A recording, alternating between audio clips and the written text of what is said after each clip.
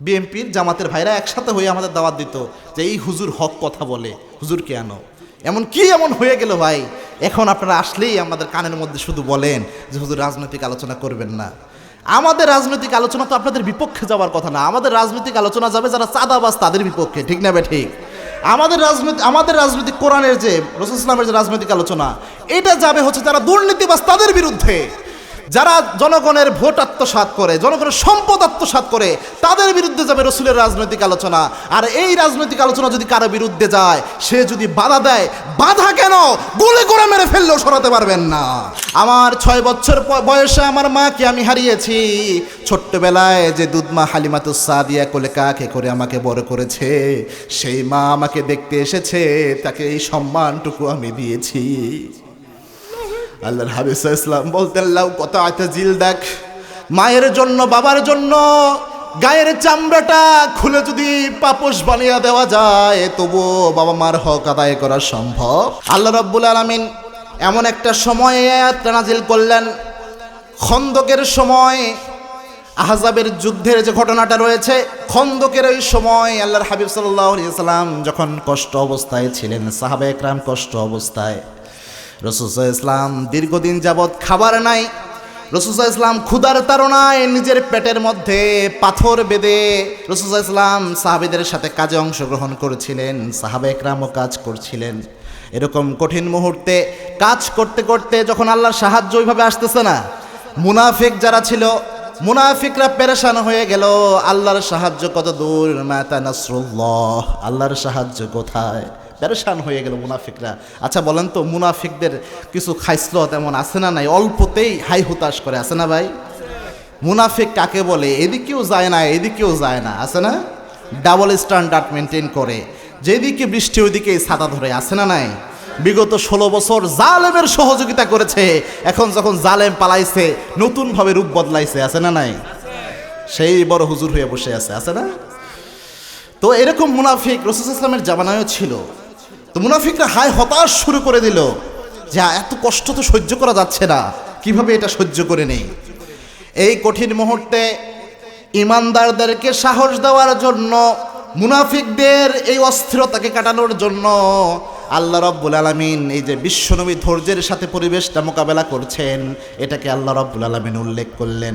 আল্লাহ রাব্বুল আলামিন জানালেন, ও ইমানদাররা শোনো, লাকাদ কানা লাকুম ফি রাসূলিল্লাহি উসওয়াতুন হাসানা লিমান কানা ইয়ারজুল্লাহা ওয়াল ইয়াউমাল আখির ওয়া যাকারাল্লাহা কাসীর। পড়েন আল্লাহু আকবার।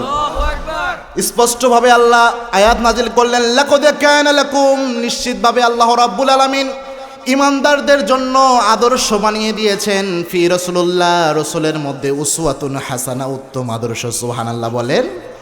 আল্লাহ বলছেন লাকাদ কানা লাকুম, তোমাদের জন্য আমি আল্লাহ রাব্বুল আলামিন, লামে তাকিদ ব্যবহার করলেন, যে তোমাদের জন্য আমি আল্লাহ রাব্বুল আলামিন আদর্শ হিসেবে, উত্তম আদর্শ হিসেবে নিযুক্ত করেছি বিশ্বনবীর চরিত্র। সুবহানাল্লাহ বলেন। The characteristics of prophet Muhammad সাল্লাল্লাহু আলাইহি ওয়াসাল্লাম, বিশ্বনবী সাল্লাল্লাহু আলাইহি ওয়াসাল্লামের চরিত্রের মধ্যে আমাদের জন্য রয়েছে উত্তম আদর্শ। আল্লাহু আকবার। আদর্শ কাকে বলে?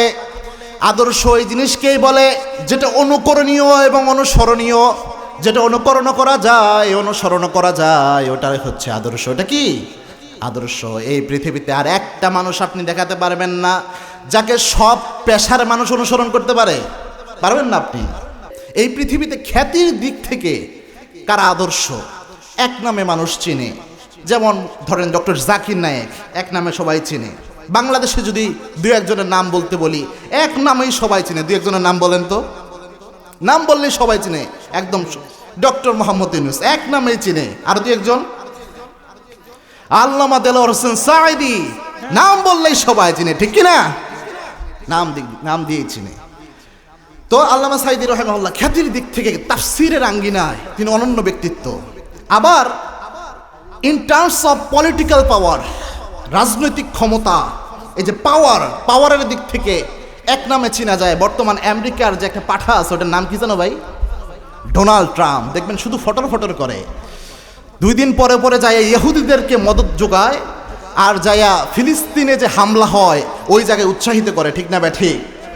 এই যে আমার ফিলিস্তিনের ভাইদের উপর হামলা হয়, বিভিন্ন ধরনের তাদের উপর জুলুম হয়, এই দিন বেশি দিন নয়, সামনে আমেরিকা মুসলমানের ঘাঁটি হবে ইনশাআল্লাহ, ইনশাআল্লাহ। এই পলিটিক্যাল পাওয়ারের দিক থেকে ডোনাল্ড ট্রাম্পের নাম এক নামে চেনা যায়। কিন্তু আপনি বলেন তো, একজন গ্রামের রাখাল সে যদি আদর্শ হিসেবে নিতে চায়, ডোনাল্ড ট্রাম্পকে কি আদর্শ হিসেবে নেওয়া সম্ভব? কারণ ডোনাল্ড ট্রাম্প জীবনে রাখালের কাজ করছে। একজন শিক্ষক সে আদর্শ হিসেবে নিতে চায়, ডোনাল্ড ট্রাম্পকে নেওয়া সম্ভব? নেওয়া সম্ভব নয়। কিন্তু আল্লাহর হাবিব সাল্লাল্লাহু আলাইহি ওয়াসাল্লাম কেমন আদর্শ ছিলেন দেখেন। আল্লাহর হাবিব সাল্লাল্লাহু আলাইহি ওয়াসাল্লামকে আল্লাহ রাব্বুল আলামিন এমন আদর্শ হিসেবে পাঠিয়েছেন, আপনি যদি রাখাল হন, বিশ্বনবীর জীবনে আপনার জন্য আদর্শ আছে। আপনি যদি শিক্ষক হন, বিশ্বনবীর জীবনে আপনার জন্য আদর্শ আছে। আপনি যদি বাবা হন, বিশ্বনবীর জীবনে আদর্শ আছে। আপনি যদি স্বামী হন, বিশ্বনবীর জীবনে আদর্শ আছে। আপনি যদি সমাজ সংস্কারক হন, বিশ্বনবীর জীবনে আদর্শ আছে।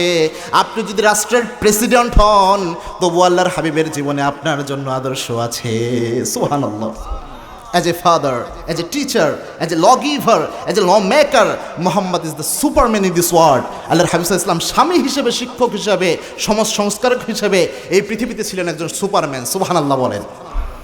এর চেয়ে শ্রেষ্ঠ মানব হয় না। আল্লাহ রাব্বুল আলামিন এটাই বলেছেন, লাকাদ কানা লাকুম ফি রাসূলিল্লাহি উসওয়াতুন হাসানাহ।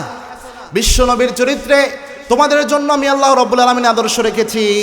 ছোট্টবেলা থেকে এই বিশ্বনবী আদর্শিক, ছোট্টবেলা থেকে। রাসূল ইসলাম যখন ছোট অবস্থায় ছিলেন, কখনো আল্লাহর হাবিব সাল্লাল্লাহু আলাইহি ওয়াসাল্লাম পায়ের উপর পা তুলে বসতেন না। সুবহানাল্লাহ বলেন। মুরব্বীদের সামনে কখনো আঙ্গুল নাড়িয়ে নাড়িয়ে কথা বলতেন না। আবার আল্লাহর হাবিব সাল্লাল্লাহু আলাইহি ওয়াসাল্লামের ব্যাপারে তার দুধমাতা হালিমাতুস সাদিয়া বর্ণনা করেন, ছোট্টবেলায় আমি পালক পুত্র গ্রহণ করার জন্য আমি যখন মক্কায় গেলাম, আমি যে খচ্চরটার মাধ্যমে গিয়েছি, খচ্চরটা ছিল অনেক বেশি দুর্বল। এই খচ্চরটা তেমন শক্তিশালী ছিল না। আমার যেতে যেতে অনেক দেরি হয়ে যায়, যার কারণে আমি যেয়ে দেখি যত ধনির দুলাল ছিল, ছোট্ট বাচ্চারা ছিল, সবাইকে বিভিন্ন জায়গার লোক এসে নিয়ে চলে গিয়েছে। শুধুমাত্র মুহাম্মদ পড়ে রয়েছে। একজন আমাকে খোঁজ দিল, আব্দুল্লাহর পুত্র মুহাম্মদ, সে আছে, তাকে একটাবার দেখো। ওই সময় পালক পুত্র নেওয়া হতো, পালক পুত্র নেওয়া হতো, দত্তক হিসেবে নেওয়া হতো। তো হালিমাতুস সাদিয়া তিনি যখন গেলেন, যে দেখলেন সব ভালো ঘরের সন্তান যারা ছিল, বড়লোক ঘরের সন্তান, রিচ ফ্যামিলির, সবাইকে নেওয়া শেষ। শুধু একজন খোঁজ দিল, ইয়াতিম হয়েছে আব্দুল্লাহর পুত্র মুহাম্মদ, সে আছে, তাকে তুমি একটাবার দেখো। হালিমাতুস সাদিয়া বলেন, আমি যখন মুহাম্মদ সাল্লাল্লাহু আলাইহি ওয়াসাল্লামকে দেখার জন্য একটাবার তার চেহারার দিকে উকি দিলাম, ছোট্ট মুহাম্মাদের চোখ আমার চোখের দিকে পড়ল, এমন একটা মুচকি হাসি আমাকে দেখে দিল। এটা দেখার সাথে সাথে মনে হলো দুনিয়ার সব সৌন্দর্য মুহাম্মাদের চেহারায় আল্লাহ দিয়েছে। আমি অবাক হয়ে গেলাম। আমি তাকে বুকে জড়িয়ে নিলাম। আমি ছিলাম অনেক রোগাক্রান্ত, অসুস্থ। যখনই মুহাম্মদ সাল্লাল্লাহু আলাইহি ওয়াসাল্লামকে আমি বুকের মধ্যে জড়িয়ে নিলাম, সিরাতের কিতাব সাক্ষী হালিমাতুস সাদিয়া বলেছেন, মুহাম্মদকে বুকে জড়ানোর সাথে সাথে আমার শরীরের সব রোগ ভালো হয়ে গেল। এরপরে আমি মুহাম্মদকে নিলাম, মুহাম্মদকে নিয়ে আমি খচ্চরের মধ্যে উঠলাম, যেটা দিয়ে আমি এসেছি। এই খচ্চরটা ভালো চলতে পারে না, আমার বাহনটা, যার কারণে আমার পৌঁছাতে দেরি হয়েছিল।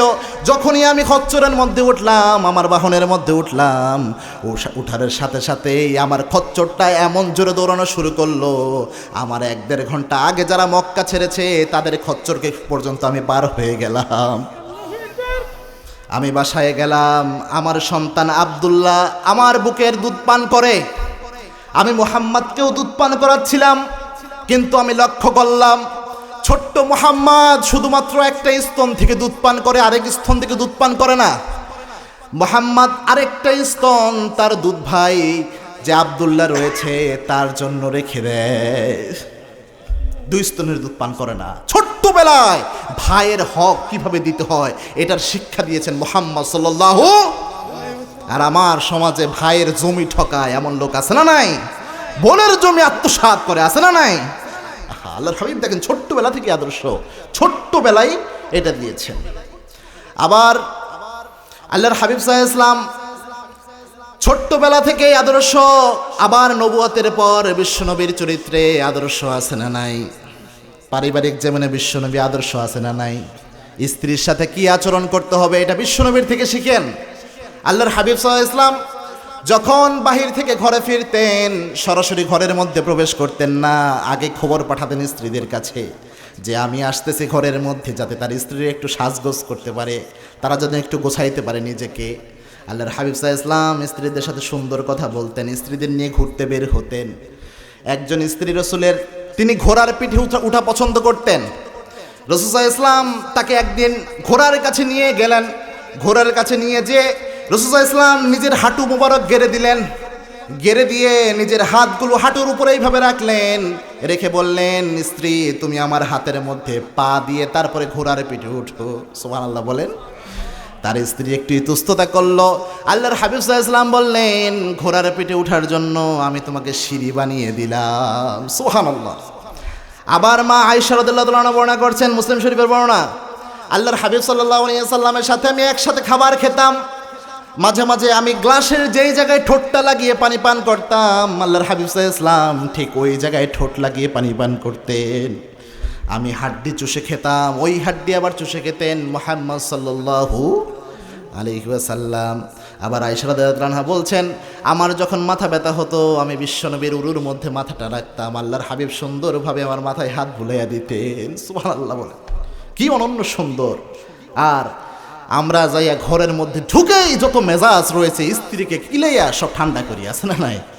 আচ্ছা, আপনারা এখানে যারা আছেন জিন্দিগিতে বউকে একটা থাপ্পড়ও দেন নাই, এমন কে কে আছেন? হাত তুলেন তো।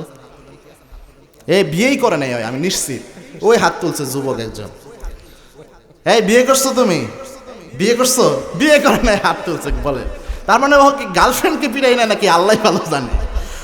এখন তো যুবকদের আবার গার্লফ্রেন্ড আছে, দেখছেন অবস্থা। বিয়ে করে নাই, হাত তুলে বসে আছে।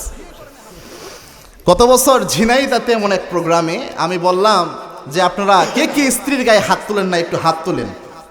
একদিনও মারেন নাই। তো আমার আগে আলোচনা করছেন কামিল মাদ্রাসার একজন মুহাদ্দিস, বড় আলেম, জয়্যিদ আলেম, তিনি সব জায়গায় প্রায় প্রধান মেহমান থাকেন। তো আমার পাশে বসা, তিনিও দেখি হাত তুলে না। তো আমি ওস্তাদকে বললাম, ওস্তাদ আপনিও বউ মারছেন? তো বলছে, বাবাজি আপনি হয় বিয়েই করেন নাই, নয় নতুন বিয়ে করছেন, এই জিনিস না মেরে থাকা যায় না। তো আমরা মারবো না ইনশাল্লাহ বলেন। আল্লাহর হাবিব বলতেন, লা তাসুব্বুল বানাত ফা ইন্নী আবুল বানাত, দুনিয়ার কোন নারীর গায়ে তোমরা হাত তুলো না, কেননা আমি নবী মুহাম্মদ মেয়ের বাবা। সুবহানাল্লাহ বলেন। আবার আল্লাহর হাবিব সাল্লাল্লাহু আলাইহি ওয়াসাল্লাম মায়ের জাতিকে সম্মান দিয়েছেন। আল্লাহর হাবিব সাল্লাল্লাহু আলাইহি ওয়াসাল্লাম বলতেন, কাউকে যদি আল্লাহ একটা কন্যা সন্তান দেয়, জোরে বলেন কয়টা? কয়টা? একটা কন্যা সন্তান যদি আল্লাহ কাউকে দেয়, সুন্দরভাবে যদি এই কন্যা সন্তানকে প্রতিপালন করে, নেককার পাত্রের কাছে পাত্রস্থ করতে পারে, আল্লাহর হাবিব বলেছেন ওই কন্যা সন্তানের আব্বা জান্নাতি।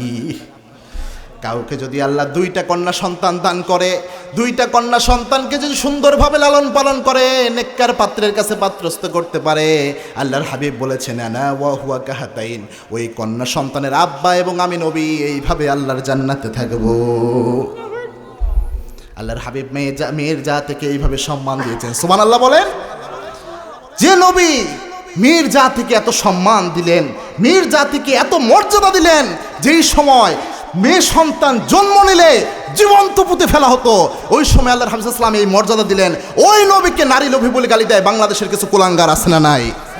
আপনারা দেখেছেন গত কয়েকদিন আগে আল্লাহকে মুনাফিক বলে গালি দিয়েছে এক বাউল নামের ফাউল, আছে না নাই? আমরা মুসলমান, আমরা ভদ্র, আমরা ধরি না, ধরলে আমরা ছাড়ি না। মনে রাখবেন, আমরা রাজনৈতিকভাবে একজন একক দল করতে পারি। You can choose any political party, I have no concern about this matter. আপনি আওয়ামী লীগ করেন না, বিএনপি করেন, জামাত ইসলাম করেন না, জাসদ করেন, এটা পুরোটা আপনার ব্যাপার। বাট এখানে আমরা যারা এসেছি সবাই আমরা মুসলিম, ঠিক না? ঠিক। সুতরাং আল্লাহকে নিয়ে, বিশ্বনবীকে নিয়ে আর কোরআনকে নিয়ে কেউ উচ্চারণা করবে, গালাগালি করবে, আমরা মুসলমান হয়ে তা সহ্য করব না। রাজি আছে মুসলমান? হাত তুলে আল্লাহকে দেখাও।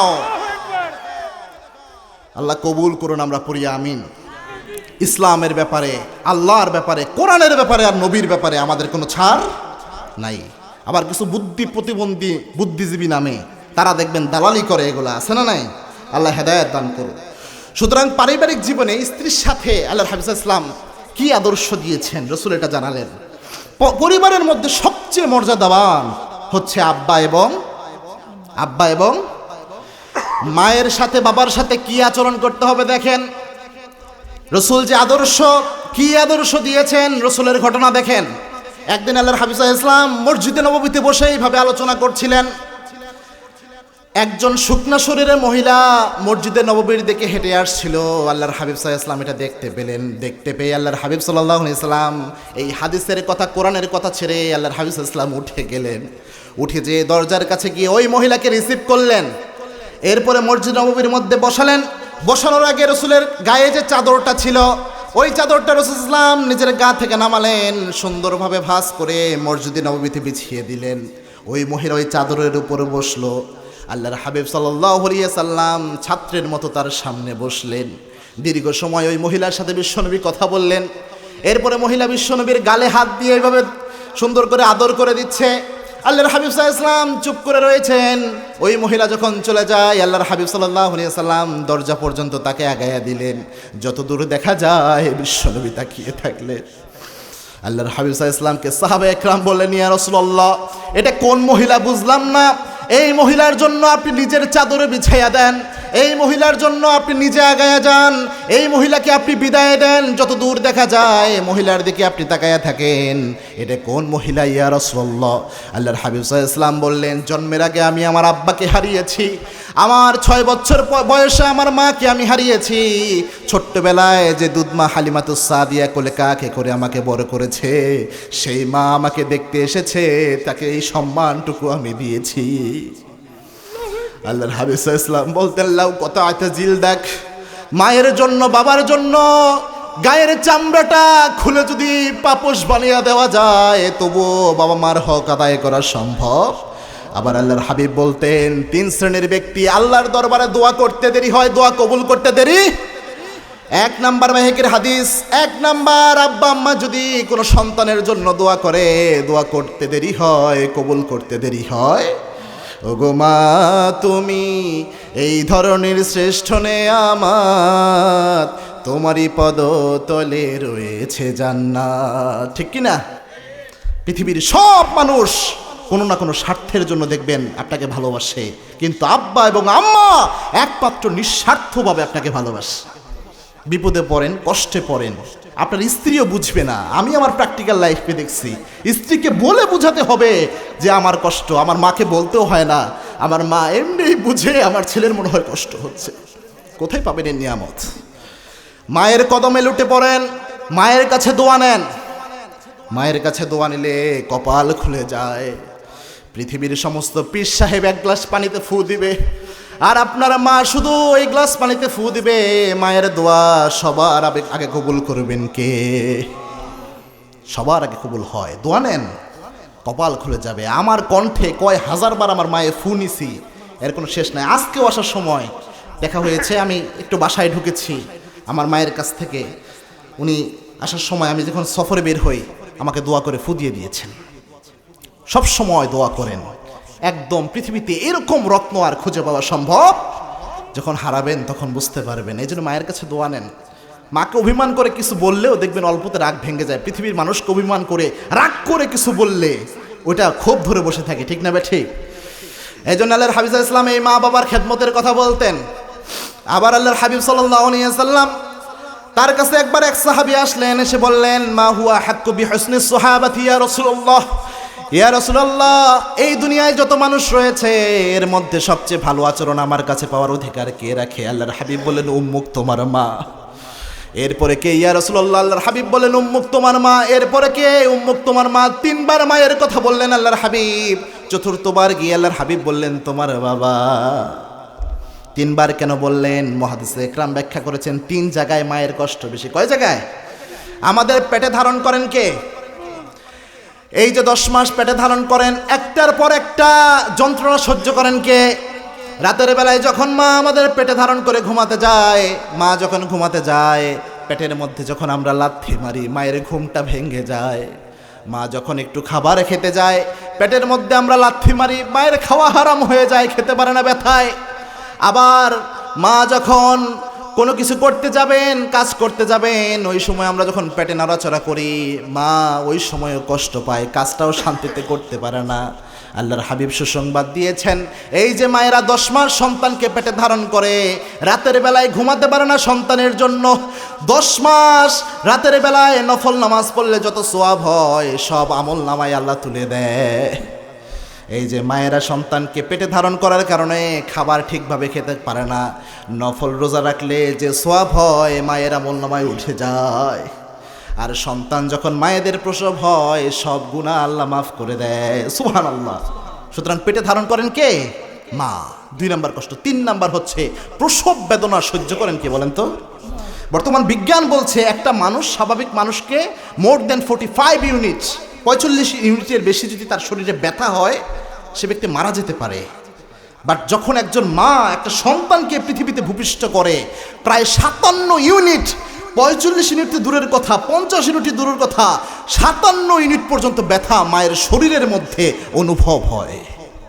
শরীরের 20টা হাড্ডিকে একসাথে ভেঙে ফেললে যতটা কষ্ট হয় একজন মায়ের শরীরে ততটা কষ্ট হয়। এজন্য আল্লাহ এত মর্যাদা দিয়েছেন। আল্লাহ আমাদের আব্বা আম্মাকে সুস্থতা দান করুন, আমরা পড়ি আমিন। যাদের আব্বা আম্মা মারা গিয়েছে আল্লাহ কবরটাকে জান্নাতের বাগান বানান, আমরা পড়ি আমিন। এজন্য পারিবারিক জীবনে আল্লাহর হাবিব আদর্শ, স্ত্রীর সাথে কি আচরণ, পরিবারের সাথে, মায়ের সাথে, বাবার সাথে কি আচরণ, এটা শিক্ষা দিয়েছেন কে? মুহাম্মদ সাল্লাল্লাহু। আবার আল্লাহর হাবিব সাল্লাল্লাহু আলাইহি ওয়াসাল্লাম সামাজিক জীবনে আদর্শ, কোন জীবনে? সামাজিক জীবনে আদর্শ। সামাজিক যে কোনো সমস্যার মধ্যে আল্লাহর হাবিবের সমাধান আছে না নাই? অন্য ধর্মের স্বাধীনতা আপনি কতটুকু দিবেন? মনোযোগ আছে তো আপনাদের নাকি? রাগ করতেছেন? একটু জোরে বলেন তো আল্লাহু আকবার। যুবকরা দেখি আস্তে কথা কয়, পিছনের ভাইরা জোরে আল্লাহু আকবার। মাশাআল্লাহ, আল্লাহ যুবক ভাইদের সহ সবাইকে কবুল করুন, আমরা বলি আমিন।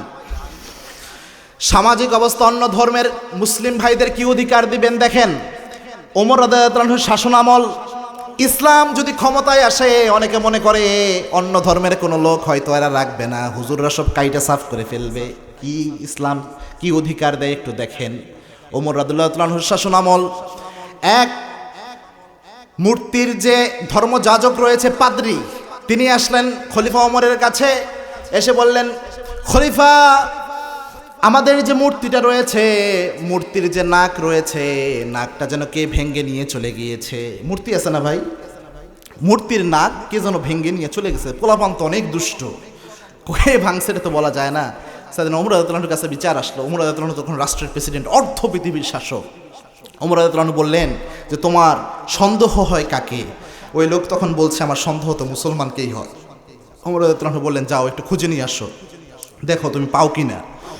দীর্ঘদিন খুঁজলেন, খুঁজার পরে ওই ব্যক্তি পায় না। ওমর রাদিয়াল্লাহু আনহু এসে ওমর রাদিয়াল্লাহু আনহুর কাছে এসে বললেন, আমি খুঁজলাম কিন্তু আমি পেলাম না, আপনি একটু নিজে খুঁজে ব্যবস্থা করেন। সাইয়েদনা ওমর রাদিয়াল্লাহু আনহু বললেন, আমিও খোঁজ লাগিয়েছি, আমিও পাই নাই। তবে আমি প্রেসিডেন্ট যেহেতু, আমার উচিত তোমার ধর্মের স্বাধীনতা দেওয়া, তোমার মূর্তির রক্ষণাবেক্ষণের জন্য আমার রাষ্ট্রে যেহেতু তোমার মূর্তিটা আছে, তুমি যেন পূজা করতে পারো, এটার সেফটি দেওয়া আমি ওমরের দায়িত্ব। যেহেতু আমি সেফটিটা দিতে পারি নাই শাসক হিসেবে, তোমার মূর্তির যেই জায়গার নাক ভেঙে ফেলেছে, আমার নাকের ওই অংশটুকু কেটে নিয়ে মূর্তির নাকে বসিয়ে দাও। কি ইসলামী রাষ্ট্র ব্যবস্থা! অন্য ধর্মের অধিকার কিভাবে দিতে হয় এটা শিক্ষা দিয়েছেন মুহাম্মদ সাল্লাল্লাহু। রাসূল ইসলাম কি বলতেন? রাসূল ইসলাম যখন যুদ্ধে যাবেন বলতেন, অমুসলিম কোনো বৃদ্ধের গায়ে হাত দিও না, তাদের ধর্মযাজকদের গায়ে হাত দিও না, তাদের উপাসনালয়গুলো ভেঙো না, নারীদের গায়ে হাত দিও না, শিশুদের গায়ে হাত দিও না। সুবহানাল্লাহ বলেন। রাসূলও অমুসলিমদের অধিকার নিশ্চিত করেছেন। রাসূলের সাহাবী ওমর রাদিয়াল্লাহু আনহু অমুসলিমদের অধিকার নিশ্চিত করেছেন। সুতরাং বোঝা যায় ইসলাম যদি ক্ষমতায় আসে অমুসলিমরা সবচেয়ে নিরাপদে বাস করবে, অমুসলিমরা নিরাপদ থাকবে। ইসলাম ছাড়া অমুসলিমদের নিরাপত্তা দেওয়া সম্ভব না। এজন্য অমুসলিমদের নিরাপত্তা ইসলাম দিয়েছে সামাজিকভাবে। এরপরে অন্য ভাইকে কিভাবে অধিকার দিতে হয় দেখেন। রাসূল ইসলামের যে সাহাবীরা ছিল, আনসার সাহাবী যখন, মুহাজিররা যখন মক্কা থেকে হিজরত করে মদিনায় যায়, তখন ঘটনা কি হয়েছে, মদিনায় যাওয়ার পরে কারো তো ঘর বাড়ি নাই, অনেকের স্ত্রী অমুসলিম ছিল, তারা ওইখানে রয়ে গিয়েছে, আর নিয়ে আসা হয় নাই। তো আনসার সাহাবী যারা ছিল, মদিনার যারা ছিল, তারা দেখলেন মক্কা থেকে আমার যে ভাইয়েরা এসেছেন ওই ভাইদের ঘর নাই। যে ব্যক্তির একটা বাসার মধ্যে 2-3টা ঘর ছিল, ওই ব্যক্তি তার 2-3টা ঘরের মধ্যে 2-1টা ঘর অন্য ভাইদের দিয়ে দিয়েছেন। সুবহানাল্লাহ বলেন। যেই ব্যক্তির আবার একটা ঘর ছিল, ওই ব্যক্তি ঘরের মধ্যে একটা পার্টিশন দিয়েছেন, পার্টিশন দিয়ে অর্ধেকের মধ্যে সে থেকেছেন, আর অর্ধেকের মধ্যে ওই মক্কা থেকে আসা যে মুহাজির সাহাবীরা রয়েছে তাদের জন্য ওয়াকফ করে দিয়েছেন। সুবহানাল্লাহ বলেন। যাদের একাধিক স্ত্রী ছিল, 2টা স্ত্রী, 3টা স্ত্রী, 4টা স্ত্রী, কিন্তু মুহাজিররা যখন এসেছে তাদের স্ত্রী নাই, বলছে ভাই আপনি এই মুহূর্তে বিয়ে করবেন কাকে?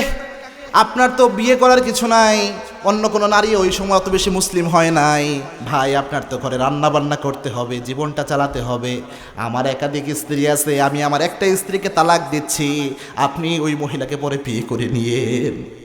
আরেক ভাইকে প্রাধান্য দিচ্ছেন। দেখেন, যুদ্ধের ময়দানে গিয়েছেন এক সাহাবী, আরেক সাহাবী আহত অবস্থায়, প্রায় 8-9 জন সাহাবী পড়ে আছেন, পানি পানি বলে চিৎকার করছেন। যখন অল্প একটু পানি রয়েছে, যখন এক সাহাবীর মুখের কাছে পানি নিয়ে গিয়েছে, পাশের জন যখন পানি বলে চিৎকার দিয়েছে, সাথে সাথে বলেছে আমার পানির প্রয়োজন নাই, আমার ভাইকে পানিটা দিয়ে দাও। আবার যখন ওই ব্যক্তির কাছে পানি নিয়ে যাওয়া হয়েছে, পানি বলে যখন পাশের জন চিৎকার দিয়েছে, বলেছে আমার দরকার নাই, ওই ভাইকে দাও। এইভাবে দিতে দিতে শেষ পর্যন্ত গিয়েছে, এইভাবে এই পাশে সব সাহাবী পানির অভাবে, পানি পিপাসায় মৃত্যুবরণ করেছে। ইসলামী রাষ্ট্র ব্যবস্থা যদি কোথাও কায়েম হয়, বিশ্বনবীর আদর্শ ভিত্তিক সমাজ পরিচালিত যদি হয়, বিশ্বনবীর আদর্শ যদি কোনো ব্যক্তি নিজের মধ্যে ধারণ করতে পারে, সামাজিক পর্যায়ে ওই ব্যক্তি যদি নেতৃত্বে আসে, ওই ব্যক্তি কখনো আরেক ভাইয়ের হক ঠকাবে না, আরেক ভাইয়ের অধিকার দেওয়ার সর্বোচ্চ চেষ্টা করবে। ঠিক না ঠিক? এজন্য আমরা চাচ্ছি সামনে যারা আমাদের দেশে আসবে, যে দলই আসুক, আমরা চাই সব নেতারা নিজেদের মধ্যে ইসলাম প্র্যাকটিস করুক। আমরা পড়ি আমিন। তারা যেন রসুলের জীবনকে আদর্শ হিসেবে নিতে পারে, আমরা পড়ি আমিন। রসুলের জীবন যাদের জীবনে ছিল আদর্শ হিসেবে সামাজিক নেতৃত্বে, তারা কেউ কখনো দুর্নীতি করে। জিয়াউর রহমানের নাম তো আপনারা শুনেছেন নাকি? শহীদ প্রেসিডেন্ট জিয়াউর রহমান, তিনি যখন ক্ষমতা ছাড়ে, তার ঘরে কি পাওয়া গেছে ভাই? ভাঙ্গা সুটকেস। এটা কেন পাওয়া গিয়েছে? বিগত জালেম এটা নিয়ে অনেক সময় ট্রল করতো, ভাঙ্গা সুটকেস পাওয়া গেছে, বুঝাতো যে তিনি ফকিন্নি। আরে এতদিন পর্যন্ত তিনি ক্ষমতায় থেকেছেন, প্রেসিডেন্ট ছিলেন, তার ঘর থেকে ভাঙ্গা সুটকেস আসা মানে হচ্ছে তিনি 1 পয়সা দুর্নীতি করেন নাই। ঠিক না ঠিক? বাংলাদেশে 2 জন মন্ত্রী এমন ছিলেন যারা দীর্ঘদিন যাবৎ মন্ত্রণালয় চালাচ্ছেন, কিন্তু 1 টাকা তাদের দুর্নীতি পাওয়া যায় নাই। এর চেয়ে ভালো মন্ত্রণালয় এ যাবৎ পরিচালিত হয় নাই। নাম কি বলেন তো? না, সাইদি সাহেবের মন্ত্রণালয় ছিল না, ওইটা না। মতিউর রহমান নিজামী, আলী হাসান মোহাম্মদ মুজাহিদ, একদম অনুবীক্ষণ যন্ত্র দিয়ে তালাশ করা হয়েছে যে কোনো দুর্নীতি পাওয়া যায় কিনা। 1 পয়সা দুর্নীতি বের করতে পারে নাই, কেননা দুনিয়ার কোনো সংবিধান তারা তাদের মাথায় রেখে ক্ষমতা পরিচালনা করে নাই, আল্লাহর কোরআনকে সাথে নিয়ে তারা ক্ষমতা পরিচালনা করেছে। আল্লাহর ক্ষমতা যারা বুঝে যে আল্লাহর কোরআন কি, আল্লাহর কোরআনে হালাল হারামের বিধান নিয়ে যাদের আইডিয়া রয়েছে, তারা কখনো দুর্নীতি করতে পারে না। এই জন্যে সামাজিকভাবে রাসূল ইসলাম ছিলেন আদর্শ। ছোট্টবেলায় আল্লাহর হাবিব সাল্লাল্লাহু আলাইহি ওয়াসাল্লাম 17 বছর যখন বয়স, মক্কায় তখন মারাত্মক ধরনের অরাজকতা, বিশৃঙ্খলা, ফিতনা, ফাসাদ, একটার পর একটা গ্যাঞ্জাম লেগে থাকে। নারীদের কোনো অধিকার নাই। যারা ওই সময় হজ করতে আসতো, কাবা তওয়াফ করতে আসতো, তাদের অনেকের বাড়িঘর ভেঙে ফেলা হতো, অনেকের জানমালের হেফাজত তারা করতে পারতো না, বাড়িঘর ছেড়ে আসতো, ওইদিকে বাড়িঘর ভেঙে ফেলতো ডাকাতরা। যে আল্লাহর হাবিব সাল্লাল্লাহু আলাইহি ওয়াসাল্লাম চিন্তা করলেন কি করা যায়। 17 বছর বয়স, তখন কি রসুলের উপর অফিসিয়ালি নবুয়ত এসেছে? জিবরাইল আমিন এসেছে সময়? আসে নাই। কিন্তু আল্লাহর হাবিব সাল্লাল্লাহু আলাইহি ওয়াসাল্লাম চিন্তা করলেন এইভাবে তো মানা যায় না, একটার পর একটা হত্যা, চুরি, রাহাজানি, ছিনতাই, চাঁদাবাজি, এগুলোকে বন্ধ করতে হবে। আল্লাহর হাবিব সাল্লাল্লাহু আলাইহি ওয়াসাল্লাম যুবকদেরকে নিলেন, যুবকদেরকে নিয়ে একটা শপথ করলেন। ওই শপথটার নাম কি? হেলফুল ফুজুল। শপথের নাম কি? আরবিতে হালাফুল ফুজুল বলে। ওয়াদাবদ্ধ হলেন এই সমাজে কোনো অরাজকতা আর চলবে না, এই সমাজে কোনো টেন্ডারবাজি চলবে না, এই সমাজে কোনো চাঁদাবাজি চলবে। 17 বছর বয়সে এই উদ্যোগ রাসূল সাল্লাল্লাহু আলাইহি ওয়াসাল্লাম নিয়েছেন। সুতরাং যুবকদের জন্য আল্লাহর হাবিব আদর্শ। সামাজিক যে কোনো অন্যায়, যে কোনো জুলুম, নির্যাতনের বিরুদ্ধে ওই সমাজের যুবকরা সবচেয়ে বেশি বুলন্দ হবে। ঠিক না ঠিক? রাসূল ছিলেন এই জন্য সামাজিক জীবনে আদর্শ। এরপরে আল্লাহর হাবিব সাল্লাল্লাহু আলাইহি ওয়াসাল্লাম অর্থনৈতিক জীবনে আদর্শ। কিভাবে আদর্শ দেখেন, রাসূলের একজন সাহাবী ছিলেন ওসমান রাদিয়াল্লাহু তাআলা আনহু সম্পর্কে রাসূলের কি ছিলেন বলেন তো? কি ছিলেন? রাসূলের কয় মেয়ে বিয়ে করছেন ওসমান বলেন তো? 2 মেয়ে। এই জন্য ওসমান রাদিয়াল্লাহু তাআলার নাম ছিল জিন্নুরাইন। কি নাম ছিল? জিন্নুরাইন। এই ওসমান রাদিয়াল্লাহু তাআলা আনহু তিনি খুব লজ্জাশীল একজন সাহাবী ছিলেন, আল্লাহ ভীরু একজন সাহাবী ছিলেন। ওসমান রাদিয়াল্লাহু তাআলা আনহু কখনো এত বেশি কান্না করতেন না, কিন্তু কবরস্থান যদি ওসমান রাদিয়াল্লাহু তাআলা আনহু দেখতেন, দেখার সাথে সাথে ওসমান রাদিয়াল্লাহু তাআলা আনহু কান্না করতে থাকতেন। সাহাবা একরাম প্রশ্ন করতেন, ওসমান আপনি কোথাও তো এত বেশি কান্না করেন না, কিন্তু কবরস্থান দেখলে আপনি কেন এত বেশি কান্না করেন? ওসমান রাদিয়াল্লাহু তাআলা আনহু বলতেন, এই কবরস্থান হচ্ছে আখিরাতের প্রথম মঞ্জিল। এই কবর যদি কারো জন্য ভালো হয়ে যায়, পুরা আখিরাতের জিন্দেগিটা তার জন্য ভালো হয়ে যায়। আর এই কবর যদি কেউ সওয়াল জবাব ভালোভাবে পার হতে না পারে, এই কবরে যদি কেউ বাধাগ্রস্ত হয়ে যায়, পুরা আখিরাতের জীবনটাই তার জন্য কঠিন হয়ে যায়, ঠিক কি না? এই ওসমান রাদিয়াল্লাহু আনহু একদা বসে আছেন আল্লাহর হাবিবের কাছে, একজন ভিক্ষুকের ঘটনা। ভিক্ষুক আমাদের সমাজে আসে না? দেখেন, ভিক্ষুক যদি এসে একটা কথা বলে আপনার কাছে ভিক্ষা চায়, তাকে কখনো ফিরাইয়া দিবেন না, তাহলে আপনার কপালে খারাপই থাকতে পারে। কেননা ভিক্ষুক নিজের ইচ্ছায় আপনার কাছে আসে না, হতে পারে এই ভিক্ষুক আপনার কাছে চাওয়ার আগে আল্লাহর কাছে চেয়েছে, আল্লাহ ওই ভিক্ষুককে আপনার কাছে পাঠিয়েছে, হতে পারে কি না? রসুলের কাছে এক ভিক্ষুক একদিন আসলেন, এসে বললেন, ও মুহাম্মদ সাল্লাল্লাহু আলাইহি ওয়াসাল্লাম, আল্লাহর ওয়াস্তে আপনি আমার একটা উট দেন। কি চাইছে? উট। কিন্তু বলছে আল্লাহর ওয়াস্তে একটা উট দেন। আল্লাহর হাবিবের কাছে এসে উট চাইছে। আচ্ছা বলেন তো, ধরেন আপনার এলাকার নাম কি ভাই? সরলপুর। এই সরলপুরে কোনো ভিক্ষুক আসলো, আমাদের গাজীপুর, ঢাকা গাজীপুর থেকে, আমি যেখানে থাকি ওখান থেকে এক ভিক্ষুক আসছে, আইসা আপনার এলাকায় আইসা আপনারা বললো যে ভাই আমার একটা গরু দেন। জান, আপনাকে বলছে আমার একটা গরু দেন। আপনি কি আর এদিকে লাঠি টুটি খোঁজার সময় পাবেন? নগদ তো মাই শুরু করবেন যে তুই ভিক্ষুক আবার চাস গরু। রসুলের কাছে আসলেন, এসে বলছেন আল্লাহর রাস্তায় আপনি আমার একটা উট দেন। আল্লাহর হাবিব তো রহমতের নবী ছিলেন, কখনো আল্লাহর হাবিব কাউকে খালি হাতে ফেরত দিতেন না। আল্লাহর হাবিব চিন্তা করলেন এটা তো দেওয়ার সামর্থ্য এই মুহূর্তে আমার নাই। আল্লাহর হাবিব সাল্লাল্লাহু আলাইহি ওয়াসাল্লাম বললেন, আমি এখন এটা দিতে পারবো না, তুমি যাও, আমার জামাতা, আমার শ্রেষ্ঠ সাহাবী ওসমান রাদিয়াল্লাহু তাআলা আনহু রয়েছেন, ব্যবসায়িক মানুষ, তার কাছে যাও, তার কাছে যে আমার সালাম দাও, যে বলো বিশ্বনবী আমাকে উট দিতে বলেছেন, যাও। ওই ব্যক্তি ফকির ওসমান রাদিয়াল্লাহু তাআলা আনহুর বাড়িতে গিয়েছেন।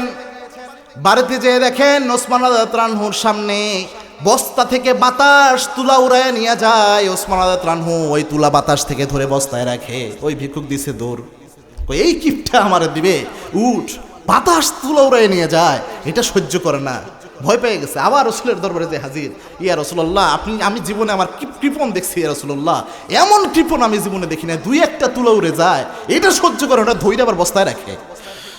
মা পোচাই দোয়া চাই, ইয়া রাসূলুল্লাহ আপনি যা পারেন দেন, আমার বিদায় করেন। আল্লাহর হাবিব বলেছেন, সালাম দিয়েছো, আমার কথা বলেছো? বলে না। বলছে যাও সালাম দাও, আমার কথা বলো, উট পেয়ে যাবা।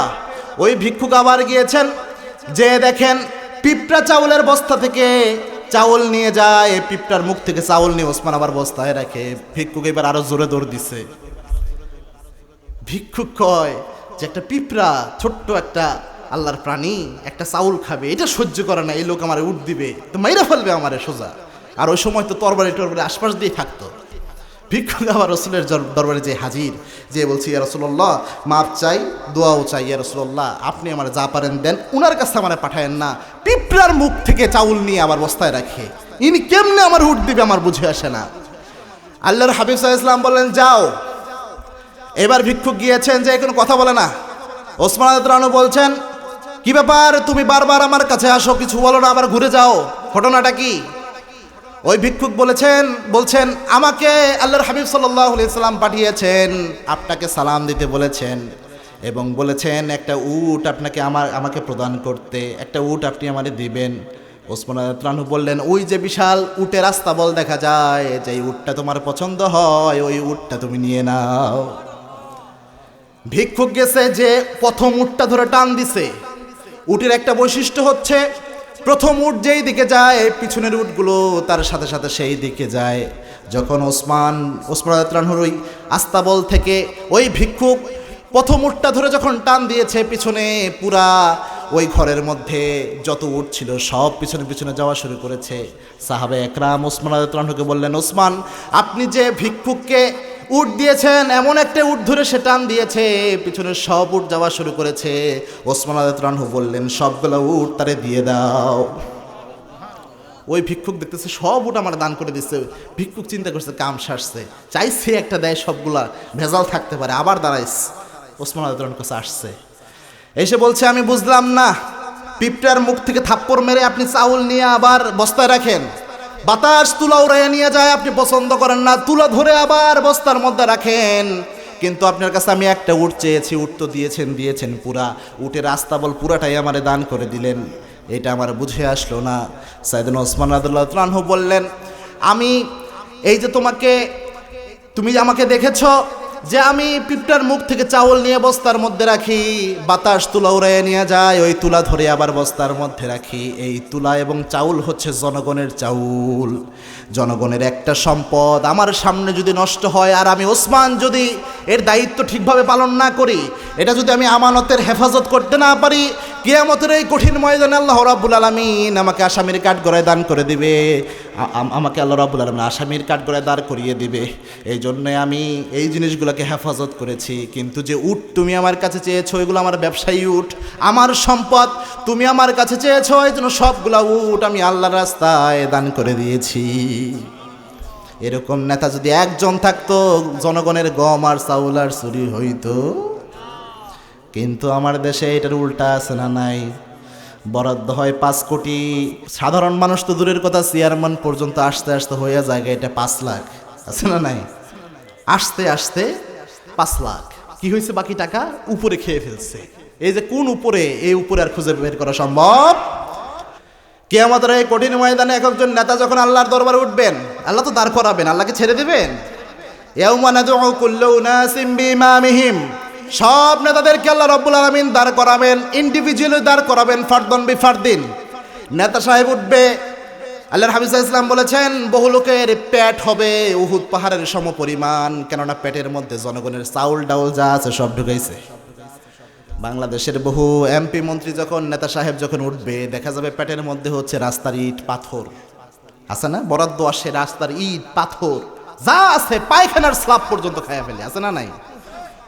রাসূল সাল্লাল্লাহু আলাইহি ওয়াসাল্লাম বলেছেন, যে যা হারাম খাবে অন্যায়ভাবে, এই সব পেটের মধ্যে নিয়ে কিয়ামতের ময়দানে উঠবে।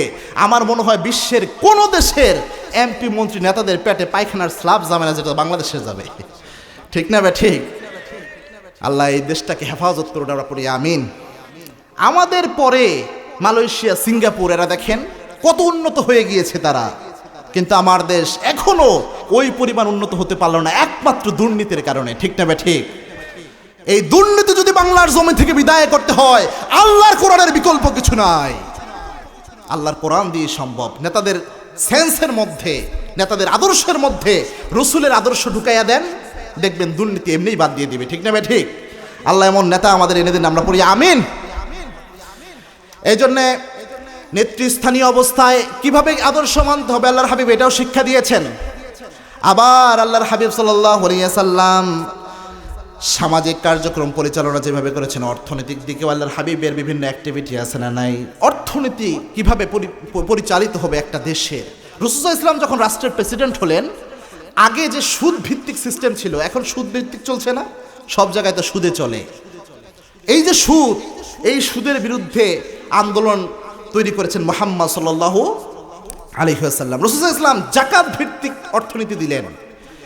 আমাদের দেশে যত পয়সাওয়ালারা রয়েছে, একটা গবেষণায় দেখা গিয়েছে, যদি বাংলাদেশে সঠিকভাবে যাকাত আদায় করা হতো, একজন গরিব মানুষ কমসে কম কয়েক লাখ টাকার মালিক এমনি হয়ে যেত, তারা সচ্ছল হয়ে যেত। সুবহানাল্লাহ। এবং প্রতি বছর বাংলাদেশের রাজস্বে 25,000 কোটি টাকা শুধু জাকাতের টাকা কালেকশন হতো। সুবহানাল্লাহ বলেন। সুতরাং জাকাত ভিত্তিক অর্থনীতি ব্যবস্থা, আল্লাহ বলেছেন ইসলামী রাষ্ট্র ব্যবস্থা, ইসলামী অর্থনীতি ব্যবস্থাটা কেমন? ধনীকে অনেক বেশি ধনী হতে দেয় না, আর গরিবকে একদম গরিব হতে, একটা মাঝামাঝি স্ট্যান্ডার্ড, মাঝামাঝি একটা অবস্থান, এটা যে অবস্থা, এটা ইসলামী রাষ্ট্র ব্যবস্থা নিশ্চিত করে। সুতরাং রাসূল সাল্লাল্লাহু আলাইহি ওয়াসাল্লাম এই রাষ্ট্র ব্যবস্থা নিশ্চিত করেছেন এবং আল্লাহর হাবিব সাল্লাল্লাহু আলাইহি ওয়াসাল্লাম যাকাতের প্রচলন করেছিলেন। যারা যাকাত দেওয়ার সামর্থ্য রয়েছে যাকাত তারা দিতেন। এই জন্য রাসূল ইসলাম অর্থনৈতিক জীবনেও এরকম সবার জন্য, আমাদের জন্য আদর্শ। সুবহানাল্লাহ বলেন। এই শীতে আপনি যদি একটা আমল ভালোভাবে করতে পারেন, আল্লাহ আপনার তাকদীর পরিবর্তন করে দিবে। সুবহানাল্লাহ বলেন। আল্লাহর হাবিব সাল্লাল্লাহু আলাইহি ওয়াসাল্লাম এটা জানিয়েছেন।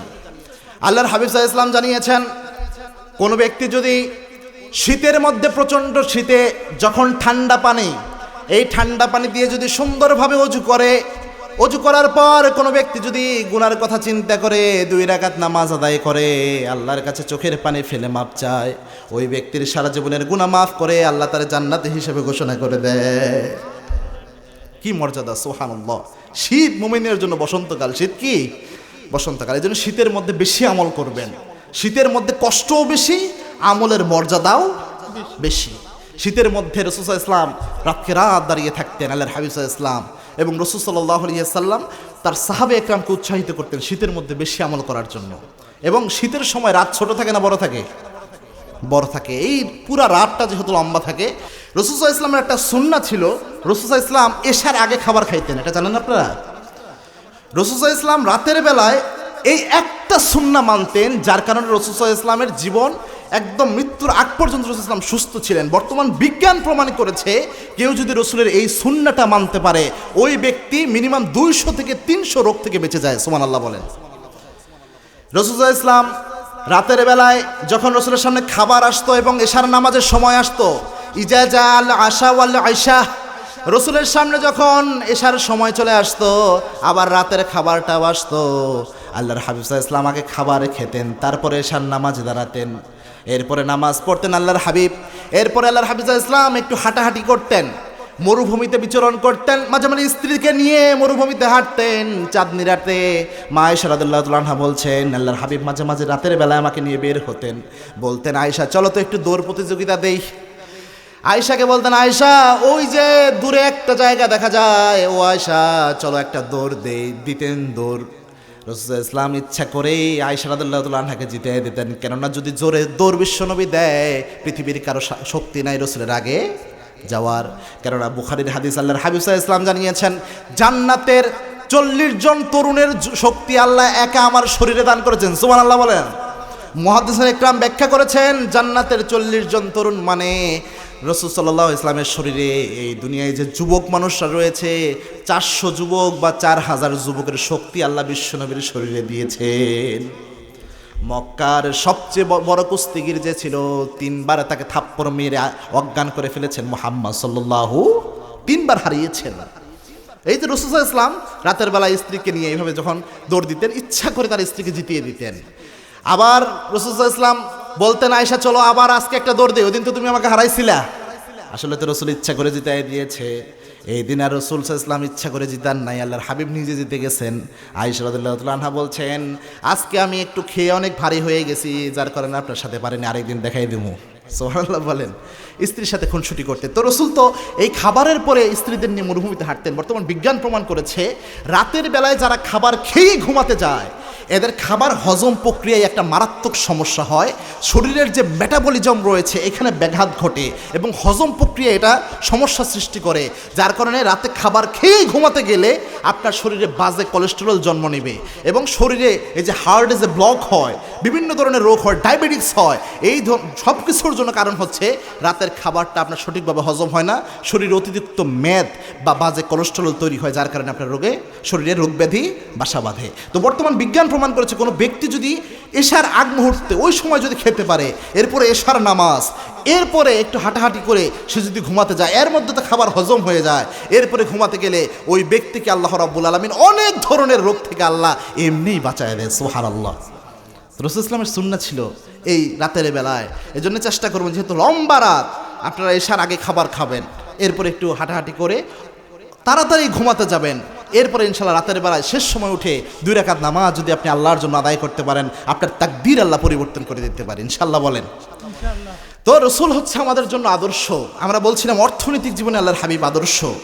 এখন রাজনৈতিক জীবনে আল্লাহর হাবিবের কোনো আদর্শ নাই। হ্যাঁ হ্যাঁ হ্যাঁ কথা বলে না। আমার নবী কি রাজনীতি করছেন কখনো? রসুল তো রাজনীতি করেন নাই নাকি? একটু বলেন, রসুল কি রাজনীতি করেছেন নাকি করেন নাই? রসুল সাল্লাল্লাহু আলাইহি ওয়াসাল্লাম কি শুধু 5 ওয়াক্ত নামাজও পড়েছেন নাকি একটা রাষ্ট্রের প্রেসিডেন্টও ছিলেন? তো আপনারা এই যে মাহফিলে আসলে মাঝে মাঝে যে আমাদের কানে কন যে হুজুর রাজনৈতিক আলোচনা করবেন না, তাহলে তো রসুলের রাজনৈতিক জীবন বাদ দিতে হবে, ঠিক না ভাই? ঠিক। আমরা এমনিও মাহফিলে আসলে কোনো নির্দিষ্ট দলকে প্রমোট করি না। আগে স্বৈরাচাররা ওরা ভয় পাইতো, আপনারা ভয় পান কেমন আমি এটাই বুঝি না। বিএনপির যারা ভাই রয়েছেন তারা তো আমার বন্ধু। বিগত 16 বছর আমাদের মাহফিলে দাওয়াত করতো বিএনপির ভাইয়েরা, বিএনপির জামাতের ভাইরা একসাথে হয়ে আমাদের দাওয়াত দিত যে এই হুজুর হক কথা বলে, হুজুরকে আনো। এমন হয়ে গেল ভাই, এখন আপনারা আসলেই আমাদের কানের মধ্যে শুধু বলেন যে হুজুর রাজনৈতিক আলোচনা করবেন না। আমাদের রাজনৈতিক আলোচনা তো আপনাদের বিপক্ষে যাওয়ার কথা না, আমাদের রাজনৈতিক আলোচনা যাবে যারা চাঁদাবাজ তাদের বিপক্ষে, ঠিক না ভাই? ঠিক। আমাদের রাজনৈতিক কোরআনের যে রাসূল ইসলামের যে রাজনৈতিক আলোচনা, এটা যাবে হচ্ছে যারা দুর্নীতিবাজ তাদের বিরুদ্ধে, যারা জনগণের ভোট আত্মসাৎ করে, জনগণের সম্পদ আত্মসাৎ করে, তাদের বিরুদ্ধে যাবে রসুলের রাজনৈতিক আলোচনা। আর এই রাজনৈতিক আলোচনা যদি কারো বিরুদ্ধে যায়, সে যদি বাধা দেয়, বাধা কেন, গুলি করে মেরে ফেললেও সরাতে পারবেন না। কেননা এটা আমাদের ইমানই দায়িত্ব, ঠিক না ভাই? ঠিক। এটা আমরা বলবোই, আপনি যতই বাধা দেন। বিশ্বনবী রাজনৈতিক জীবন কি বাদ দিব নাকি? 500 কোরআনের আয়াত, বিচার ব্যবস্থা থেকে শুরু করে কেমনে দেশ রাষ্ট্র চালাতে হয় আল্লাহ কোরআনে উল্লেখ করেছেন, এগুলো বাদ দেন, পরে আমরা রাজনীতির আলোচনা বাদ দেবো। তবে এটা মনে রাখবেন, কোনো নির্দিষ্ট দলকে প্রমোট করে আমরা কথা বলবো, আমরা আল্লাহর দলকে প্রমোট করে কথা বলবো, ঠিক না ভাই? ঠিক। আমরা কার দল? আল্লাহর দল। এই জন্য ভয় পায়েন না ভাই, ইনশাআল্লাহ। কষ্ট পাচ্ছেন আপনারা? আমি এ যাবত কোনো রাজনৈতিক দলের কথা বলছি না, বলবো না ইনশাআল্লাহ। শুধু চোখ কান খোলা রাখবেন, ইনশাআল্লাহ বলেন। তো রাজনৈতিক জীবনে আল্লাহর হাবিব হচ্ছেন আদর্শ। বর্তমানে যে আব্রাহাম লিঙ্কনের যে রাজনীতি রয়েছে, এই যা রাজনীতি চলে, লেলিনের রাজনীতি যা রয়েছে, এই কোন রাজনীতি কি মানুষকে প্রকৃত সুখ দিতে পেরেছে? কিন্তু আল্লাহর হাবিবের রাজনৈতিক ব্যবস্থা দেখেন। রাসূল সাল্লাল্লাহু আলাইহি ওয়াসাল্লাম কেমন শাসক ছিলেন। রাসূল সাল্লাল্লাহু আলাইহি ওয়াসাল্লামের শ্রেষ্ঠ সাহাবী সাইয়েদনা ওমর রাদিয়াল্লাহু আনহুর একটা চমৎকার ঘটনা শুনেন। ওমর রাদিয়াল্লাহু আনহু যখন রাষ্ট্রের প্রেসিডেন্ট, অর্ধ পৃথিবীর শাসক, ওমর রাদিয়াল্লাহু আনহুর একটা আমল ছিল, স্পেশাল একটা আমল। তিনি যখন রাষ্ট্রের শাসক ছিলেন, ওমর রাদিয়াল্লাহু আনহু রাতের বেলায় সব জনগণ যখন ঘুমায় যেত, ওমর রাদিয়াল্লাহু আনহু ঘর থেকে বের হতেন, ছদ্মবেশ ধারণ করতেন। ধারণ করে তিনি রাষ্ট্রের বিভিন্ন জায়গায় ঘুরে ঘুরে বেড়াতেন, দেখতেন কেউ কোথাও দরিদ্র অবস্থায় আছে কিনা, ক্ষুধার তাড়নায় কেউ কান্না করছে কিনা, সব জায়গায় খোঁজ খবর নিতেন, কোথাও চাঁদাবাজি হয় কিনা, খুন খারাপি হয় কিনা, ছিনতাই হয় কিনা। একদিন ঘুরতে ঘুরতে এইভাবে ওমর রাদিয়াল্লাহু আনহু তিনি এক জায়গায় দাঁড়িয়ে একজনকে জিজ্ঞেস করছেন যে আপনাদের যে রাষ্ট্রের প্রেসিডেন্ট রয়েছেন ওমর, সে কেমন ব্যক্তি? ওই ব্যক্তি বলছেন ওমর তো খুব ভালো খলিফা, অনেক ভালো শাসন করে। একটু পর আবার যে বলছেন ওমর কেমন, বলছে খুব ভালো। একটু পর আবার গেছে, বলছে ওমর কেমন, কয় খুব ভালো। ওমর রাদিয়াল্লাহু আনহু কান্না শুরু করছেন। সাথে যিনি সাহাবী ছিলেন বললেন ওমর আপনি কান্না করেন কেন, আপনি তো প্রশংসা করলো। সাইয়েদনা ওমর রাদিয়াল্লাহু আনহু বলছেন সবাই গণহারে আমার প্রশংসা করতেছে, আমার ভয় হচ্ছে আমি মুনাফিক হয়ে গেলাম কিনা।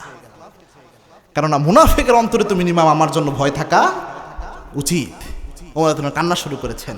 আবার ওমর রাদিয়াল্লাহু আনহু যে রাতের বেলায় ঘুরতেন, একদা সাহাবা একরাম জিজ্ঞেস করলেন ওমর আপনি দিনের বেলায় তো কাজ করেন রাষ্ট্রের, ঠিক আছে, আবার রাতের বেলায় যে বের হন, বের হওয়ার পর আবার রাষ্ট্রের বিভিন্ন খোঁজ খবরগুলো আপনি নেন, এই রাতের বেলায় এটা আপনি কেন করেন? ওমর রাদিয়াল্লাহু আনহু জবাব দিলেন আমি যে প্রেসিডেন্ট, অর্ধ পৃথিবীর শাসক, আমার রাষ্ট্রের একটা কুকুরও যদি রাতের বেলায় ক্ষুধার অবস্থায় মারা যায়, ক্ষুধার তাড়নায় কাতরায়, আমার ভয় হয় কিয়ামতের দিন আল্লাহ এটার জন্য আমার আসামি বানায় কিনা। কি ব্যক্তি চিন্তা করেছেন সাইয়েদনা ওমর, ইসলামী জ্ঞান, কোরআনের শাসন, রাসূলের আদর্শ তাকে কত বিনিয়োগ করেছে।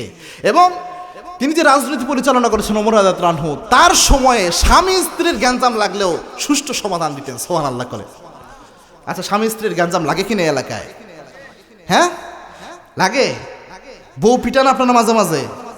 হ্যাঁ, একজন বলতেছে পিটাই তো, মানে না পিটালে তো হয় না। তো ওমর রাদিয়াল্লাহু আনহুর জামানায় তিনি রাষ্ট্রের প্রেসিডেন্ট, দেখেন তার রাজনৈতিক পরিপক্কতাও যেমন ছিল রাষ্ট্র পরিসরের ক্ষেত্রে, পাশাপাশি পারিবারিক সমাধান রাজনৈতিক আসনে বসে কিভাবে দিয়েছেন দেখেন। এক লোক আসছে বউয়ের বিরুদ্ধে বিচার দেওয়ার জন্য খলিফা ওমরের কাছে। আসছে তার বউ খুব রাগারাগি করে ঘরের মধ্যে। মহিলাদের এই খাসলত আছে না? নাই, আছে না? মহিলারা জ্ঞান জ্ঞান ফ্যান ফান, অনেক নারীর মধ্যে এই বৈশিষ্ট্য আছে না নাই? রাসূল বলেছেন 3টা বৈশিষ্ট্য যে নারীর মধ্যে থাকে ওই নারী এই জমিনের শ্রেষ্ঠ নারী। কয়টা বৈশিষ্ট্য? 1 নাম্বার হচ্ছে যেই নারী তার স্বামীর আনুগত্য করে ওই নারী এই জমিনের শ্রেষ্ঠ একজন নারী।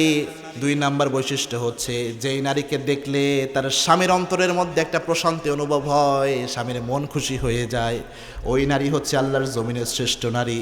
3 নাম্বার হচ্ছে যেই নারীকে তার স্বামী কিছু বিষয় অপছন্দ করে, এই অপছন্দনীয় বিষয়গুলো যেই নারী মেনে চলে ওই নারী হচ্ছে আল্লাহর জমিনের শ্রেষ্ঠ নারী। সুবহানাল্লাহ। আইয়ুন নিসায়ে খায়র, রাসূলকে প্রশ্ন করা হয়েছিল, 3টা বৈশিষ্ট্য রাসূল সাল্লাল্লাহু আলাইহি ওয়াসাল্লাম বলে দিয়েছেন। সুবহানাল্লাহ বলেন। তো এই স্বামী স্ত্রীর ঝগড়া তো হয়। ওমর রাদিয়াল্লাহু আনহুর কাছে ওই লোক আসছে। ওমর রাদিয়াল্লাহু আনহু তখন অর্ধ পৃথিবীর শাসক এবং এমন রাগী একজন মানুষ ছিলেন, একটু কম বেশি হলেই গর্দান আলাদা করে ফেলতেন। রাসূলের সময় একবার এক মুনাফিক রাসূলের কাছে গিয়েছেন এক বিচারের জন্য। আল্লাহর হাবিব সাল্লাল্লাহু আলাইহি ওয়াসাল্লাম ওই ব্যক্তির মুনাফিকের বিরুদ্ধে রায় দিয়েছেন আর একজন ইহুদির পক্ষে রায় দিয়েছেন। রাসূলের জামানায় ওই মুনাফিকের এই রায় পছন্দ হয় নাই, গিয়েছেন আবু বকরের কাছে, যে বলছেন আবু বকর আপনি একটা বিচার নতুনভাবে করান, বিচারের স্থানই করান। আবু বকর রাদিয়াল্লাহু আনহু বলছেন প্রথম বিচার কে করেছে? তখন আবু বকরকে ওই মুনাফিক বলছে প্রথম বিচার করেছেন মুহাম্মদ সাল্লাল্লাহু আলাইহি ওয়াসাল্লাম। বলার সাথে সাথে আবু বকর রাদিয়াল্লাহু আনহুর হাত পা কাঁপা শুরু হয়েছে। তিনি বললেন যে এই বিচারের ফয়সালা মুহাম্মদ সাল্লাল্লাহু আলাইহি ওয়াসাল্লাম দিয়েছেন, আমার মতো হাজার আবু বকরের ফয়সালা দিতে পারবে না। চলে গেলেন মুনাফিক ওমরের কাছে। ওমর রাদিয়াল্লাহু আনহু ঠান্ডা মানুষ ছিলেন নাকি গরম মানুষ ছিলেন ভাই? এমন রাগ ছিল, 2 আঙ্গুল দিয়ে কাফের দিয়ে উঠাতেন, উঠিয়ে কপাল দিয়ে বাড়ি মারতে পারতেন সাইয়েদনা ওমর। আবার বিশ্বনবী বলতেন ওমর তুমি যে রাস্তায় একবার হেঁটে যাও 40 দিন পর্যন্ত ইবলিসও হেঁটে যায় না। সুবহানাল্লাহ। কোন গেছে ওমর রাদিয়াল্লাহু আনহুর কাছে, মুনাফিক যায় বলছে ওমর একটা বিচার করা হয়েছে, বিচারটা আমার পছন্দ হয় নাই, আপনি আবার বিচারটা করেন। ওমর রাদিয়াল্লাহু আনহু বললেন বিচারটা কে করেছে? ওই মুনাফিক বলছে মুহাম্মদ সাল্লাল্লাহু আলাইহি ওয়াসাল্লাম বিচার করেছেন, আমি মুসলমান, আমার বিপক্ষে বিশ্বনবী রায় দিয়েছেন আর ইহুদির পক্ষে রায় দিয়েছেন।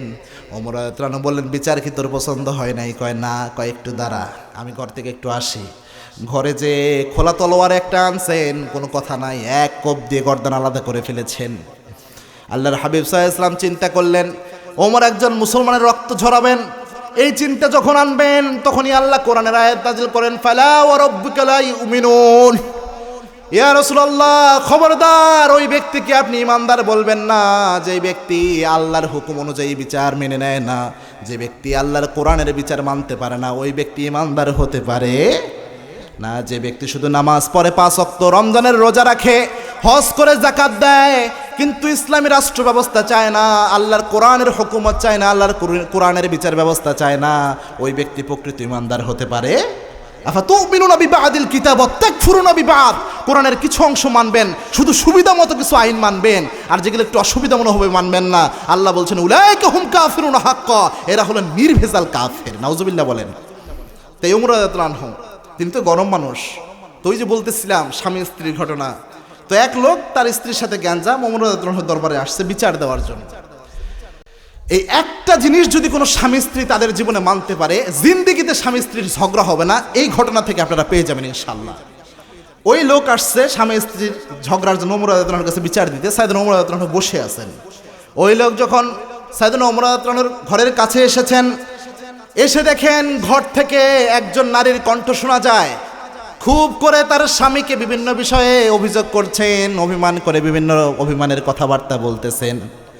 ওমর রাদিয়াল্লাহু আনহু চুপ করে বসে আছেন। ওই লোক বুঝতে বাকি হলো না যে ভিতরে থেকে যেই নারীর কণ্ঠ শোনা যায় এটা হচ্ছে ওমর রাদিয়াল্লাহু আনহুর স্ত্রী। কার স্ত্রী? ওমর রাদিয়াল্লাহু আনহুর স্ত্রী। ওমর রাদিয়াল্লাহু আনহু চুপ করে বসে আছেন, একটা কথাও নাই।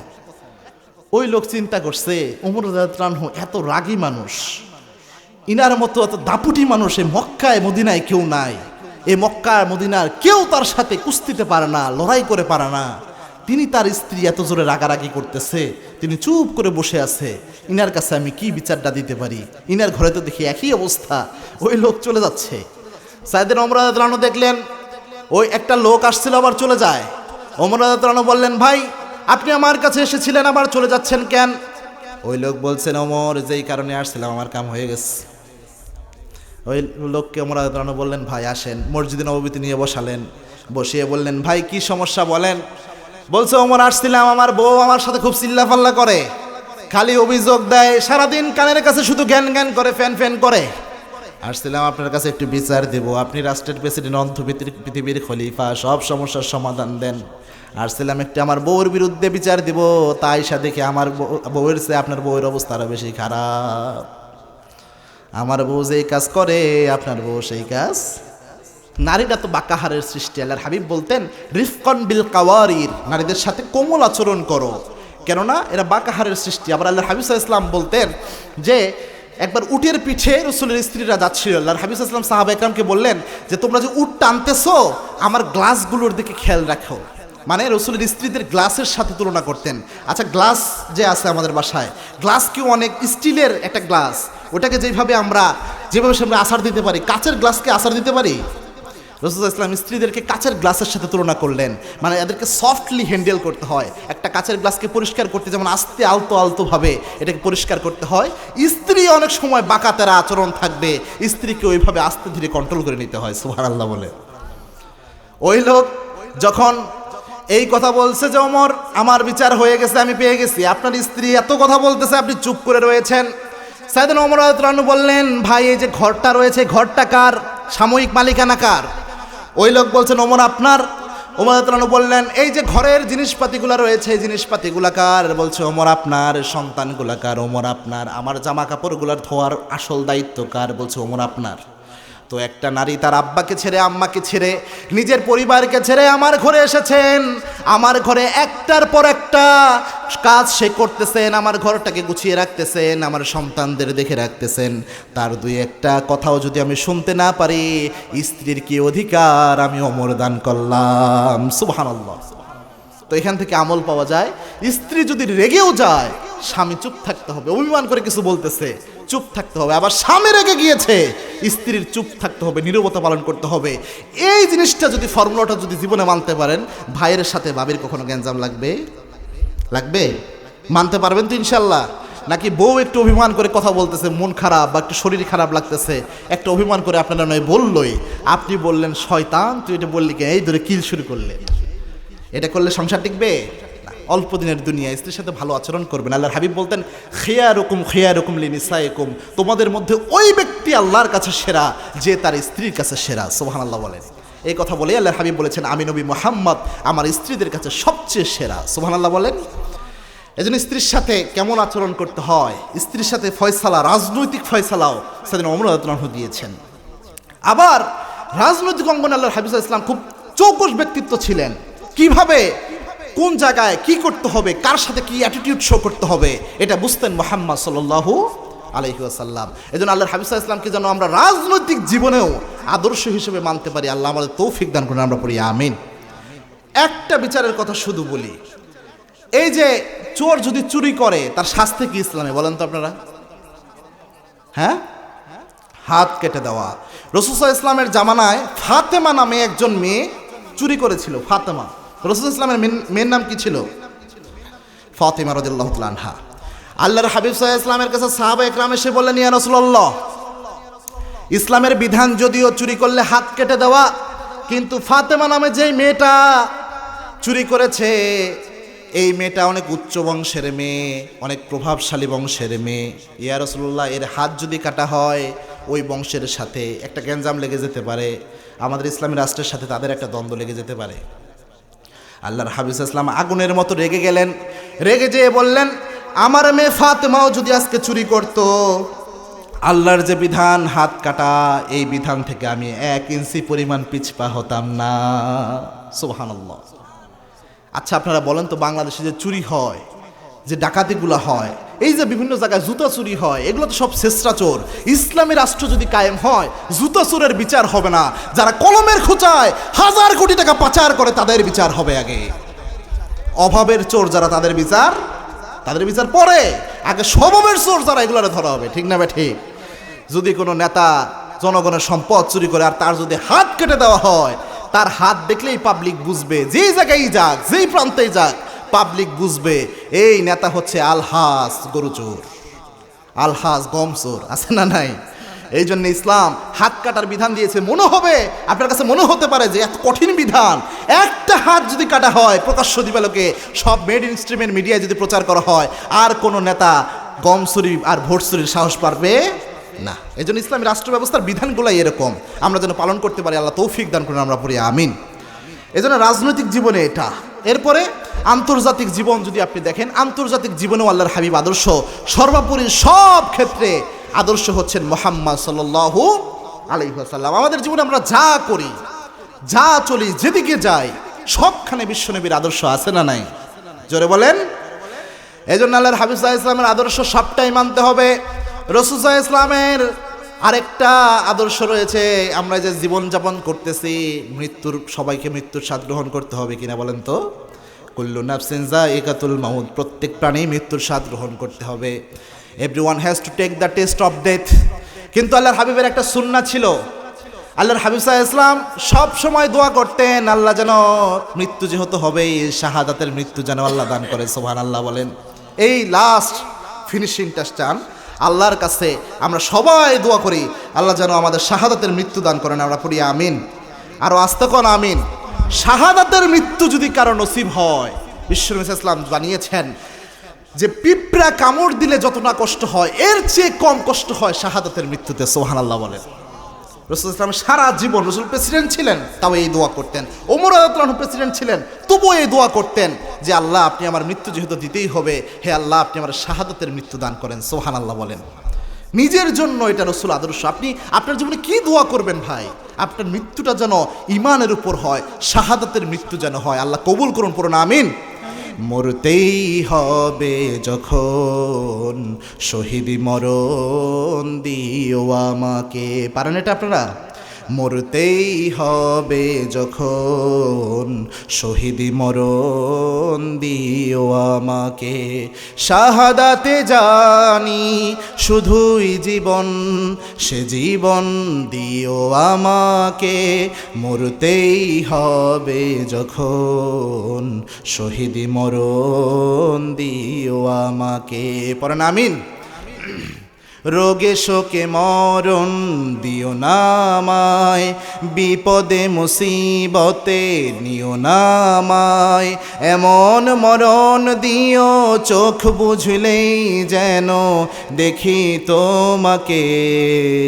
মরতেই হবে যখন শহীদি মরণ দিও আমাকে। আমিন।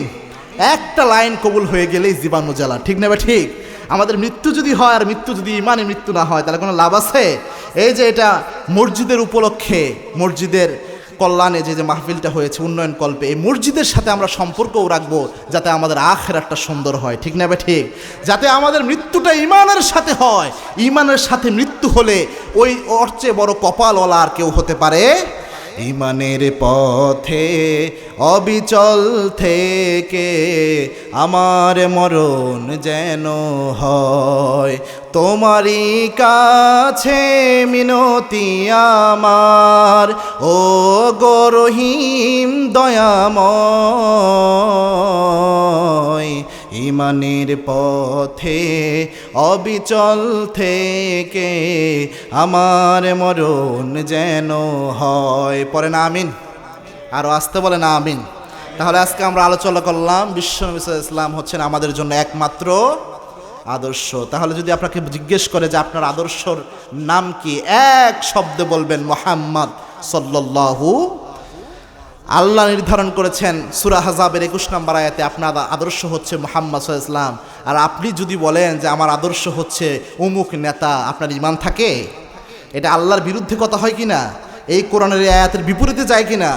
এজন্য আমরা আমাদের জীবনে যাই করি, আমাদের একমাত্র আইডল, একমাত্র আদর্শ হচ্ছেন মুহাম্মদ সাল্লাল্লাহু আলাইহি ওয়াসাল্লাম। সর্বোপরি শেষ একটা আবদার করব, যেহেতু এই মসজিদের উন্নয়ন কল্পে এই প্রোগ্রামটা আমার যুবক ভাইয়ের আঞ্জাম দিয়েছেন, এই মসজিদের জন্য